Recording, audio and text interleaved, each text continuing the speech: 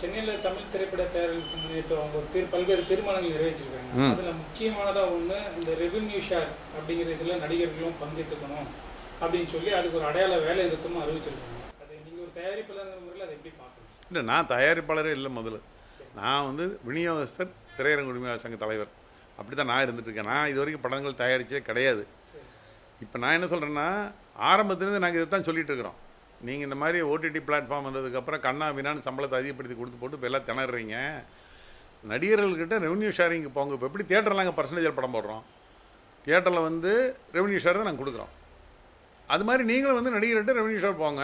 அப்புறம் முந்தியெல்லாம் வந்து மேனுவல் டிக்கெட் இருந்தது. இப்போ எல்லாமே கம்ப்யூட்டரைஸ்டு ஆகிடுச்சு. அதனால் கணக்கு பார்க்குறது முந்தி மாதிரிலாம் ஒரு சிரமம்லாம் ஒன்றும் கிடையாது.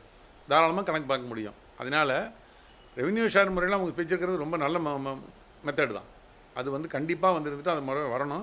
அந்த முறை வர்றதை நாங்கள் ரொம்ப ஆதரிக்கிறோம். இப்போ நீங்கள் கூட உங்கள் தயாரிப்பில் அந்த மகுடம் படம் இந்த ஒரு மெத்தட் ஒன்று சொல்லியிருக்கீங்க. ஆமாம், மகுடம் படம் வந்து சூப்பர்வுட் சௌத்ரி நானும் அவங்களுக்கு பிறத்தால வந்து நாங்கள் தயார் பண்ணிட்டுருக்கோம். அது அவர்கிட்ட வந்து ரெவன்யூ ஷேர்லாம் பண்ணுறோம். இது நாங்கள் முதல் நாங்கள் வந்து எங்களுக்கு நான் தயாரிப்புக்கே போகாமல் இருந்தது 45 வருஷமாக. ஏன்னா இந்த மாதிரி சம்பளம் கொடுத்து கட்டுப்படி ஆகாதுன்னு சொல்லி முதல் வந்து இந்த படத்தை வந்து ஆரம்பிக்கலாம் அப்படின்னு சொல்லி விஷால் சொன்னார். சார் இந்த மாதிரி நம்ம வந்து ரெவன்யூ ஷேரில் போகலாம் அப்படின்னு சொல்லி சொன்னார். ஓகே போகலாம் சார் அப்படின்னு சொல்லி தான் நானும் சௌத்ரி சேர்ந்து அந்த படத்தை ரெவன்யூ ஷேரிங் முறையில் நாங்கள் தயார் பண்ணிகிட்டு இருக்கிறோம். அது ஒவ்வொருத்தரும் ஒரு மெத்தட் இருக்காங்க. நாங்கள் ஒரு மெத்தட், நாங்கள் ப்ரொடக்ஷன் காஸ்ட் ஃபுல்லாக நாங்கள் பேர் பண்ணிக்கிறோம். அவர் சம்பளத்தை வந்து இன்வெஸ்ட் பண்ணுறாரு. அவருடைய சம்பளத்தை வாங்காமல் இன்வெஸ்ட் பண்ணுறாரு. இப்போ படத்தினுடைய ரிலீஸினுடைய என்ன விலை வருதுங்கிறத பொறுத்து நாங்கள் வந்து என்ன விலை அதனுடைய வியாபாரம் அதை பொறுத்து நாங்கள் அவருக்கு வந்து ஷேர் பண்ணிக்கிறோம். அதே மாதிரி அந்த ஓடிடி சேட்டலைட் பற்றி இப்போ சொல்லுங்க. ஆக்சுவலி அதுவுமே கொஞ்சம் டவுனிங் பொசிஷனில் தான் இருக்குது. ஏன்னா அதுக்குமே வந்து அதை கருத்தில் இது பண்ணி அதுக்கு ஒரு வழிமுறை, நடிகர்கள் வந்து அதுக்கு ஒரு வழிமுறை பண்ணி தரணும் அப்படின்னு சொல்லியிருக்காங்க. அதை எப்படின்னா, ஏன்னா ஆல்ரெடி நீங்கள் அந்த ஓடிடி தளங்களை பற்றி நீங்கள் ஆல்ரெடி நீங்கள் கருத்துக்கள் சொல்லிட்டு தான் இருந்தீங்க. இப்போ அவங்க சொல்லியிருக்காங்க. எப்படி நீங்கள் சொன்ன நிறைய கருத்துக்களை இப்போ அவங்க தீர்மானம் வச்சுக்கிட்டு இருக்காங்க. அது எப்படி நீங்கள் இல்லை ஓடிடி தளங்கள் வந்து விலைக்கு வாங்க ஆரம்பிச்சுன்னா உங்களுக்கு தலைகால் புரியல தயாரிப்பாளர்களுக்கு. உடனே நான் இனி அவ்வளோதான், நாங்கள் சினிமா தியேட்டர் நம்பி இல்லை, நாங்கள் வந்து எங்களுக்கு ஓடிடி பிளாட்ஃபார்ம் போதும், அவங்களே எங்களுக்கு வந்து ஏகப்பட்ட விலை கொடுக்குறாங்க அப்படி இப்படின்னு இன்டர்வியூ எல்லாம் கொடுத்தாங்க. நேரடி ஸ்ட்ரீமிங் எல்லாம் கூட போனாங்க. இப்போ என்ன நடக்குது, பழையபடி தியேட்டருக்கு போயிட்டு வாங்க அப்படின்ட்டாங்க அவங்க. இதை நாங்கள் ஆரம்பத்துலேருந்து இதான் சொல்லிகிட்டு இருக்கிறோம். இதே வந்து சூர்யா வந்து முதல் டைரக்ட் ஸ்ட்ரீமிங் கொடுக்கும்போது நாங்கள் சொல்லும்போது எல்லாருமே இருந்துட்டு எங்கள் படம் எங்கள் உரிமை. பாரதராஜா கூட சொன்னார்.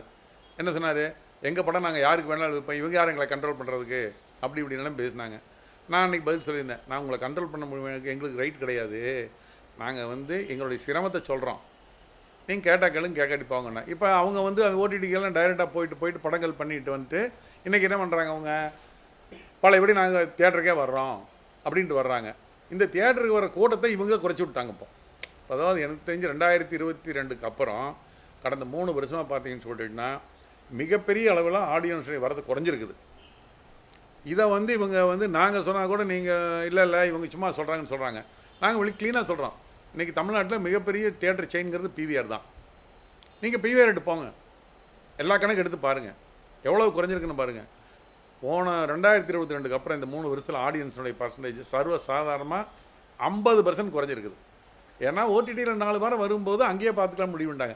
அதுக்காக தான் நாங்கள் 8 வாரம் ஸ்ட்ரீமிங் கேட்குறோம். அதுக்கு என்னங்கிறாங்க, எங்கள் படம் எங்கள் உரிமை, நாங்கள் 8 வாரத்தில் போட மாட்டோம், 4 வாரத்துலாம் போடுவோம் அப்படின்னு தீர்மானம் போட்டிருக்காங்க.